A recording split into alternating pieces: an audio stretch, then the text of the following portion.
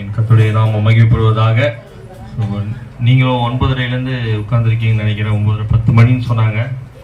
ரொம்ப நேரம் உட்கார்ந்துருக்கீங்க. நம்ம இன்னும் சற்று நேரத்தில் நம்ம முடிக்க போகிறோம். விசேஷமா இந்த 7வது வார்த்தையை கூட உங்களோடு பகிர்ந்து கொள்ளும்படியாக தேவன் கொடுத்த கிருபைக்காக உங்களுக்கு ஆண்டவரை ஸ்தோத்திரிக்கிறேன். ஒரு 5-10 நிமிஷத்துல நம்ம முடிக்க போறோம். கொஞ்சம் ஃப்ரீயாவே உட்காருங்க. இல்லை சேர்ல கூட எடுத்து உட்காருங்க ஃப்ரீயா, நோ ப்ராப்ளம். ஓகே. ஸோ விசேஷமா ஆண்டவராக இயேசு கிறிஸ்து சிலுவையில் மொழிந்த அந்த வார்த்தைகளை நம்ம தியானித்துக் கொண்டு இருக்கிறோம். இதுல மறுபடியுமா இந்த 7வது வார்த்தையை நான் தியானிக்கும் போது நான் எப்பவுமே சொல்ற காரியம் தான் இன்னைக்கும் ஆண்டவரால் உணர்த்தப்பட்டேன். மறுபடியுமா அதையே நான் சொல்லுகிறேன். வியாழக்கிழமை இரவிலே ஆண்டவராக இயேசு கிறிஸ்து சீஷர்கள் மத்தியிலே எல்லா காரியத்தையும் பகிர்ந்து கொண்டு அந்த திராட்சை ரசத்தையும் அந்த அப்பத்தையும் பிட்டு, இது புது உடன்படிக்கை. என்னன்னா, என் சரீரம் தான் அப்பம், என் ரத்தம் தான் அச்சரசம். ஏன்னா என் சரீரத்தையும் கொடுக்க போறேன், என் ரத்தத்தையும் கொடுக்க போறேன் அப்படின்னு சொல்லிட்டு சீஷர்களோடு பகிர்ந்து கொண்டு ஒலிவ மலைக்கு போய் தனியா ஜெபிக்கணும்னு போகும்போது கொஞ்சம் சீஷர்களையும் கூட கூட்டிட்டு போறாரு. கூட கூட்டிட்டு போயிட்டு, நீங்க இங்கிருந்து ஜெபம் பண்ணுங்க, ஏன்னா நான் அழுகிறத பார்த்தா நீங்களே கஷ்டப்படுவீங்க அப்படின்னு சொல்லிட்டு கொஞ்சம் தூரம் தள்ளி போய், பைபிள்ல போட்டிருக்கிறது மத்தேயு 26ஆம் அதிகாரம் 38ஆம் வசனம் 39ஆம் வசனம், என் ஆத்துமா மரணத்திற்கு ஏதுவான துக்கம் கொண்டிருக்கிறது, நீங்கள் இங்கே தங்கி என்னோட கூட விழித்திருங்கள் என்று சொல்லி சற்று அப்புறம் போய் முகங்குப்புற விழுந்து, என் பிதாவே, இந்த பாத்திரம் என்னை விட்டு நீங்க கூடுமானால் நீங்கும்படி செய்யும், ஆகிலும் என் சித்தத்தின்படி அல்ல உம்முடைய சித்தத்தின்படியே ஆக கடவுது என்று ஜெபம் பண்ணினார். பெரிய நம்ம ஏசப்பானா என்ன சொல்லிடுறோம், கடவுள் அவருக்கு வழி தெரியாது, ஒன்றும் தெரியாது. ஆனா பைபிள் போட்டிருக்க ஒரு மரண துக்கம்.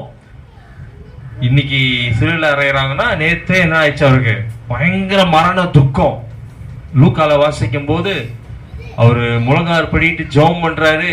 அவர்கிட்ட இருக்கிற துக்கம் வேதனை என்ன ஆச்சான், அவன் உடம்புல இருந்து வந்த வேர்வை என்னவா மாறிச்சான், ரத்தமா மாறு. அந்த அளவு துக்கம் வேதனை. அப்ப சீஷர்கள்ட்ட என் கூடவே என்ன பண்ணுங்க, விழிச்சிருங்கன்னு சொல்லிட்டு தான் போறாரு. பயங்கர துக்கத்தோட, ஏசப்பா எனக்கு இது வேண்டாம், இந்த மரணம் வேண்டாம் அப்படின்னு சொல்லல. என்ன சொன்னாரு, என்னுடைய சித்தத்தின்படி அல்ல உம்முடைய சித்தத்தின்படியே ஆக கடவுது சொல்லிட்டு திரும்பவும் அந்த சீஷர்களை பாக்குறாரு. என்ன பண்றாங்க, பயங்கரமா தூங்குறாங்க. ஆண்டவர் கேட்ட ஒரு வார்த்தை, எனக்காக என்னவா 1 மணி நேரமாவது விழித்திருக்க கூடாதா? இன்னைக்கு கூட அதுதான் ஆண்டவர் நம்ம பார்த்து கேட்கிறார். அப்படி பயங்கர துக்கத்தோடு வேதனையோடு ஜெபித்து கொண்டிருக்கும் போது போர் சேவகர்கள்லாம் அவர் பிடிச்சிட்டு கொண்டு போறாங்க. அன்னைக்கு நைட்ல இருந்தே அடிக்கிறாங்க, உதைக்கிறாங்க, தலையில குட்டுறாங்க, தலையில இருந்து ரத்தமா ஊத்துது. அவரு அநேக கேள்விகளை கேட்கிறாங்க. ஒரே ஒரு கேள்விக்கு மட்டும் தான் பதில் சொன்னாரு, நீ மேசியாவா? ஆம், நான் பிதாவுடைய குமாரன் அப்படின்னு சொல்லி அந்த ஒரு பதில் தான் சொன்னார். மற்ற எந்த பதிலும் சொல்லல. அடுத்த நாள் ஆகுது, சிலுவையில் அறையிறாங்க. 6 வார்த்தைகளை மொழிந்து ஆண்டவர்கிட்ட சொல்றாரு. கர்த்தர் தன்னை படைச்ச தெய்வனிடத்துல சொல்றாரு, ஆண்டவரே என்ன பண்ற, என்னுடைய ஆவியை உங்களிடத்துல என் உயிரை கொடுக்கிற ஆண்டவரே அப்படின்னு சொல்லி சொல்றாரு. நல்லா கவனிங்க. இன்னைக்கு உங்களையும் என்னையும் பார்த்து என்னையும் கிறிஸ்தவர்களை ஆக்குறதுக்கான நோக்கம், நம்ம பிறக்கும் போது யாராவது கேட்டு பிறந்தோமா? நம்ம யார்கிட்ட ஜெபம் பண்ணோமா நான் பிறக்கணும்னு? நம்ம விருப்பப்பட்டு பிறந்தோமா? அப்படின்னா என்ன அர்த்தம் அப்படின்னா, நம்ம பிறக்கணும்ன்றதே ஆண்டவருடைய விருப்பம். புரியுதுங்களா நான் சொல்ல வருது? நம்ம இப்படி நினைச்சு பாருங்களேன், நான் ஏன் இந்த உலகத்துல பிறக்கணும்? நான் யாரை கேட்டேனா நான் பிறக்கணும்ட்டு? யாராவது ஜெபம் பண்ணனா? இதை எங்க அப்பா அம்மாவை கேட்டேனா? இல்லவே இல்லை. ஆண்டோடைய சித்தம் தான் நம்ம உலகத்துல பிறக்கணும்ன்றது. அதே போலதான் மரித்து ஆண்டோடைய பாதத்துல போவதும் ஆண்டோடைய சித்தம். ஆனா இந்த இன்பிட்வீன் கேப்ல என்ன நடக்குது? நம்ம விருப்பப்படியே போயிடுறோம். நம்ம விருப்பப்படி ட்ரெஸ் பண்றோம், நம்ம விருப்பப்படி சாப்பிடுறோம், நம்ம விருப்பப்படி வேலை செய்யறோம், நம்ம விருப்பப்படி என்னென்ன காரியம் செய்யணுமோ செய்யறோம். எல்லாமே நம்ம விருப்பப்படியே செய்யறோம். நல்லா யோசிச்சு பாருங்க. நம்ம இந்த உலகத்துல பிறந்தது நம்ம விருப்பப்படி கிடையவே கிடையாது. ஆண்டவர் எதிர்பார்க்கிற எப்படி உன் விருப்பம் இல்லாம நீ பிறந்தியோ, உன் விருப்பம் இருக்குதோ இல்லையோ, ஆண்டோடைய விருப்பம் என்ன? ஆண்டோடைய சமூகத்துல இளைப்பாறணும். அதேதான் ஏசப்பா செஞ்சாரு. ஏசப்பா விண்ணப்பம் பண்ணாரு, ஆண்டவரே இது ஒரு பெரிய கஷ்டமான ஒரு காரியம், என்ன அடிக்க போறாங்க, நொறுக்க போறாங்க, உடைக்க போறாங்க, என் ரத்தம் எல்லாம் கடைசி வரைக்கும் சிந்த போகுது, சிலுவையில் அறைய போறாங்க, பயங்கர வேதனை கொடுமைதான். ஆனா நான் ரெடி தான் ஆண்டவரே. ஆனா இந்த பாத்திரம் என்னை விட்டு, இந்த பிரச்சனை, இந்த போராட்டம் என்னை விட்டு நீங்க கூடுமானா நீங்க செய்யுங்கன்னு சொல்லி ஜெபம் பண்ணார். ஆனா ஆண்டவர் என்ன பண்ணல, பிரச்சனைய வச்சார். ஏனென்றால் ஏசாயா தீர்க்கதரிசன புஸ்தகம் 53ஆம் அதிகாரம் அதுல 10ஆம் வசனத்துல வாசிக்கும் போது, இயேசு கிறிஸ்து பாவ நிவாரண பலியாக, நம்முடைய பாவ நிவாரண பலி அப்படின்னு சொல்லி பதில் சொல்லுது. இப்போ ஜண்டு பாம், இந்த அமர்த்தாஞ்சனா என்ன சொல்றோம்? வலி நிவாரணி. நமக்கு வலி ஏதாவது அங்க தடவணும்னா நிவாரணம். நம்முடைய பாவ நிவாரணி தான் யாரு? இது யாரு டிசைட் பண்ணது? ஏசப்பா டிசைட் பண்ணல, பிதாவாகிய கர்த்தர் டிசைட் பண்ணார். நம்ம இந்த உலகத்துல பிறக்கிறதுக்கு நம்ம எப்படி டிசைட் பண்ணாம வந்தோமோ அதே போலதான் ஏசப்பா அடிக்கப்படணும்னு ஏசப்பா டிசைட் பண்ணல. யார் டிசைட் பண்ணா? பிதா. பாவ நிவாரண பலியாய் தம்மையே தருளும்படியா இயேசு கிறிஸ்துவை கர்த்தர் என்ன பண்ணாரா? ஒப்பு கொடுத்தார். அதனால்தான் கடைசியில உயிர் போற கடைசி நிமிஷம் அவருக்கு நல்லா தெரியும், உயிர் போகுது, சைலண்டா வாய மூடிட்டு உயிர் போகலாம். ஆண்டவரே பிதாவே, அப்ப கூட என் உயிரை, என் ஆவியை உம்மிடத்துல கொடுத்துட்டு அப்படியே மரித்து போனார் என்று சொல்லி வேதம் சொல்லுகிறது. எல்லாமே பாருங்க, இந்த இயேசு கிறிஸ்துனுடைய 33 வருஷம் வாழ்க்கை தொடக்கம் முதல் முடிவு வரையும் பிதாவுடைய சித்தத்தின்படி இருந்தது.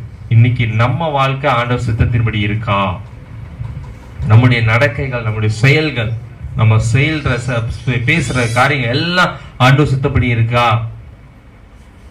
ஆண்டோடைய இருதயத்தின் துடிப்பாக அந்த வார்த்தை கேட்கிறார், எனக்காக 1 மணி நேரமாவது விழித்திருக்க கூடாதா?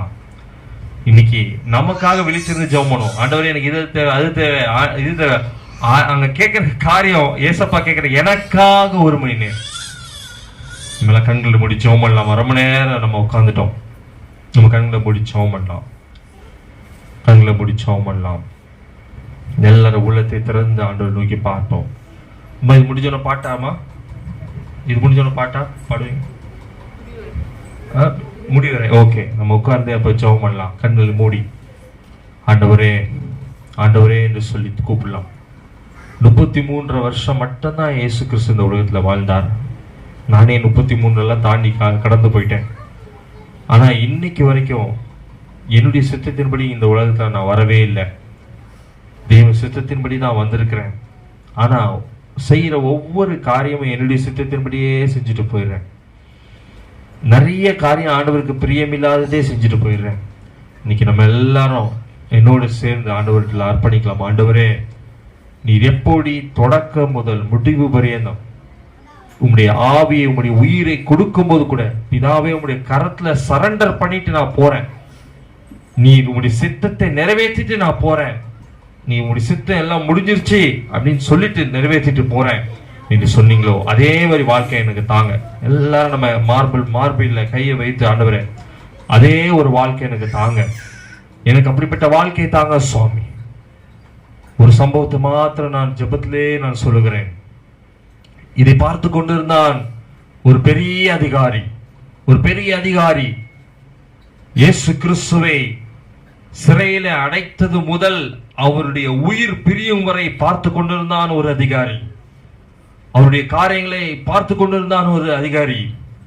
அவ்வளவு நேரம் ஆட்களும் மக்களும் அவரை ஏளனமாய் பேசுகிறார்கள், குறை சொல்லுகிறார்கள், ஏளனமாய் பார்க்கிறார்கள், அடிக்கிறார்கள், நொறுக்குகிறார்கள், அவரை நாசப்படுகிறதை மாத்திரம் தான் பார்த்து கொண்டிருந்தான்.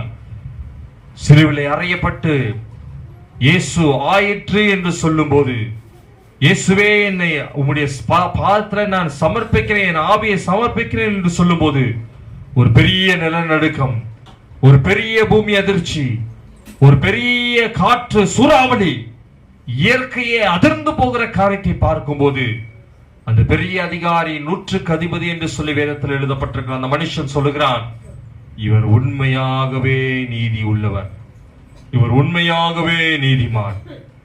இன்னைக்கு நம்ம மரிக்கும் போது யாரா சொல்லுவாங்களா, இவர் உண்மையாக ஏசப்பா பிள்ளை, இவர் உண்மையான நீதிமான் யாரா சொல்லுவாங்களா? இன்னைக்கு புனித வெளிய ஆராதனைக்குள்ளாக 7 வார்த்தை கேட்டு நம்ம ஆண்டவரை ஆராதிக்க வந்து நாம் நம்முடைய ஆவி, நம்முடைய உயிர் இந்த உலகத்துல பிரியும் போது இவர் உண்மையான நீதிமான், இவர் உண்மையான தேவனுடைய பிள்ளை என்று சொல்லுவாங்களா? ஒரு விஷயம் நம்மை நாமே பரிசோதிப்போம். ஆண்டவரே, இதை நான் தரை மட்டும் தாழ்த்துக்கிறேன்ப்பா. நான் இந்த உலகத்துல வந்தது என் விருப்பம் இல்லாம வந்தது எந்த அளவு உண்மைனா, என் விருப்பம் இல்லாம உம்முடைய தூய சித்தம் மாத்திரமே என் வாழ்க்கையில முற்றிலுமாய் நிலை பெற்று கடைசியில உம்முடைய விருப்பத்தின்படியே உம்முடைய பாதத்துல வரணும் சுவாமி. ஆண்டவரே, உலகத்துல நான் மரிக்கும் போதும் இருக்கும் போதும் 4 பேர் பார்த்து சொல்றேன், உண்மையான கிறிஸ்தவன், உண்மையான நீதிமான் என்று சொல்லணும். அப்படிப்பட்ட வாழ்க்கையை எனக்கு நான் வாழணும் சுவாமி. என் சுய ஞானத்தினால, சுய அறிவினால, சுய பலத்தினால, என் சுய சித்தத்தினால நான் அதை சாதிக்கவே முடியாது சுவாமி. ஆண்டவரே, எங்க குடும்பம் எல்லாம் கர்த்தரால் ஆசீர்வதிக்கப்பட்டிருக்கணும், எங்க பிள்ளைகள்லாம் கர்த்தரால் ஆசீர்வதிக்கப்பட்டிருக்கணும். எங்களுடைய சமாதானத்தை பார்த்து மற்றவர்கள் இவர்களுக்குள்ளாக இயேசு இருக்கிறார் என்று சொல்லணும்.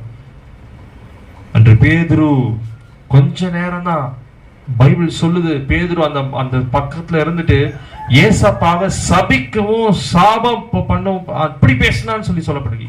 ஏசப்பாவை பார்த்து சாபம்னு சொல்லி சொன்னாராம், ஏசப்பாவை சபிச்சாராம். அப்படி இருந்தும் அங்க இருக்கிற ஒரு சிலர் பார்த்து சொன்னாங்க, இவன் பேசுறது ஏசப்பா மாதிரியே இருக்கு. அல்லேலூயா. ஏசப்பாவை மறுதளிக்கும் போது கூட அவன் பேசுறது ஏசப்பா மாதிரி இருக்குன்னு சொல்லி சொல்லப்பட்டு கேள்விப்பட்டோம். இந்த வேளையில கூட நமக்கு அப்படிப்பட்ட கிருபை தர முடியாது. இந்த புனித வெள்ளியின் நாள் நமக்கு அப்படிப்பட்ட ஆசீர்வாதமாக இருக்க முடியாது. நமக்குள்ளாக இருக்கிற ஆவி, நமக்குள்ளாக இருக்கிற ஆத்துமா ஆண்டவருடைய பாதத்துல இளைப்பாறும் நாட்கள் பரியந்தம் ஆண்டவருக்கு பிரியமாய் வாழ்ந்த ஆண்டவருடைய ஆசீர்வாதத்தை நாம் பெற்றுக்கொள்ள இந்த வேளையில நம்ம எல்லாரும் அர்ப்பணிக்கலாம். பரிசுத்த பிதாவே, உம்முடைய துதிக்கிறோம், புகழுகிறோம், மகிமைப்படுத்துகிறோம். அருமையான இந்த நல்ல நாளை நாங்கள் நினைவு கூறுகிறோம். எங்களுடைய வாழ்நாட்கள்ல இதை நாங்கள் கண்டுகொள்ள கொடுத்த கிருபைக்காக ஸ்தோத்திரம். இந்த நாளிலே தியானித்த ஒவ்வொரு வேத வசனங்களையும் கர்த்தாவே உமக்கு நாங்கள் நன்றி செலுத்துகிறோம். அடுவே தொடர்ந்து இது கூட எப்படி நீ மரிக்கும் போது எல்லாவற்றையும் முடித்து பிதா உமக்கு வைத்த சித்தத்தை முடித்து மரிக்கிறோம், அப்படியாக நாங்களும் நீர் எங்களுக்கு வைத்திருக்கிற சித்தத்தை முடிச்சுட்டு தான் மரிக்கிறோம். எங்களுடைய ஆத்மா நரகத்துக்கு அல்ல, எங்களுடைய ஆண்டவரே ஆவி நரகத்துக்கு அல்ல, பரலோகத்துக்கு ஒப்பு கொடுக்கப்பட்டு நாங்க மரிக்கணும். எஸ் மைட்டி காட், நீ கிருபை செய்வீராக. அப்பா, நீ மரித்த பிறகும் உம்முடைய உடலை பிலாத்து இடத்துல கொடுத்தாங்க. பிலாத்து எங்கேயாவது போய் ஏதாவது பண்ணியிருப்பான், ஆனாலும் அதிலும் பிதா கரிசனையாயிருது. அருமேத்திய ஊரனாகிய யோசேப்பு என்று ஒரு மனுஷனை கொண்டு வந்தீங்கப்பா. சுத்தி 11 சீஷர்கள் இருந்தாங்க, எல்லாம் பயத்தோடு இருந்தாங்க, நடுக்கத்தோடு இருந்தாங்க, ஒளிஞ்சு போயிருந்தாங்கப்பா. ஒருத்தர் கூட ஏசப்பாவுடைய உடலை வாங்க போல. ஆனா அவனுடைய தூய சித்தம் அரிமத்திய ஊரனாகிய ஒரு நீதிமான், யோசேப்பு நீதிமானை கொண்டு வந்து அவன் சாதாரண ஆளா இருந்தாலும் தைரியமா போய் பிலாத்து இடத்துல போய் பேசி உடைய உடலை வாங்கி ஒரு புதிய கலர்ல அடக்கம் பண்ணினாங்க. Yes Lord, yes mighty God, எல்லாம் உடைய தூய சித்தமா இருந்ததே சுவாமி. அப்பா, அப்படிப்பட்ட கிரியைகளை நீ நடப்பிட்டீங்களே, நன்றி செலுத்துகிறோம். எங்களையும் அப்படியாக அர்ப்பணித்து நாங்கள் ஆசீர்வாதத்தை பெற்றுக்கொள்ள எங்களுக்கு கிருபை தருவீராக. எங்களையும் எங்கள் குடும்பங்களை நீர் ஆசீர்வதிப்பீராக. இயேசுவின் இன்ப நாமத்தினாலே வேண்டுகிறோம் நல்ல பிதாவே. ஆமேன், ஆமேன்.